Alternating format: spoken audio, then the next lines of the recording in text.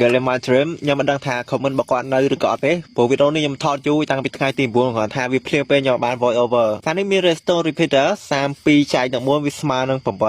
កាលនេះមានជាមួយនឹង key ខ្ញុំប្រើជាមួយ piano ទេអ្នកចាស់ច្រឡំកាត់មនុស្សចាស់បាត់ចឹងរ៉ាយយកអានេះគឺ3អូខេចឹងយើងដាក់ចឹង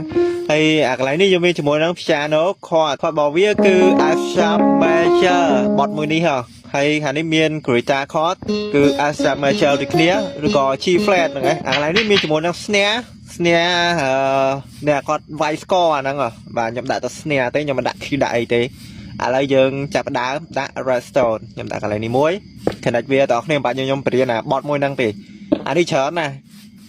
ខ្ញុំធ្វើវាដូចជាតាម1ម៉ោងកន្លះទេធ្វើបានប៉ុណ្ណឹងអូខេអញ្ចឹងខ្ញុំមានជាមួយហ្នឹងបតន1 2 3អាយ៉ាលុយទេតាពេលដែលអ្នកដាក់កាសបានលឺវាធ្ងន់ល្អ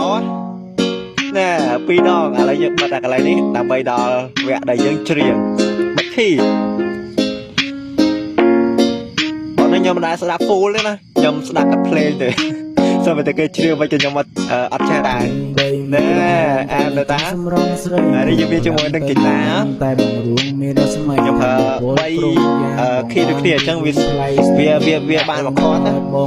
ហើយអានេះមានមើល piano ពីបាំងរិយាយព្រោះតែបងស្ទើរមានជាមួយនឹង restore repeater ហើយជាមួយនឹង restore អូខេចឹងយើងដាក់តែ2បាទហើយយើងដាក់ឲ្យវាលេខម្ដងទៀត